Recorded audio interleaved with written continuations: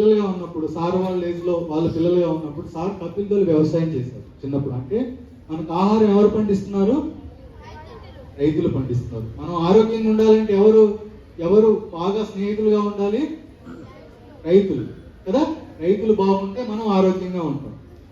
వాళ్ళు 30 అడుగుల లోతులో నీళ్లు తోడి పండించేవాళ్ళు. ఇవాళ 1000 feet వెళ్ళిపోయింది, 1200 feet వెళ్ళిపోయింది. అంటే ఈ వాటర్లో ఏం కంటామినేట్ అయి ఉన్నాయి?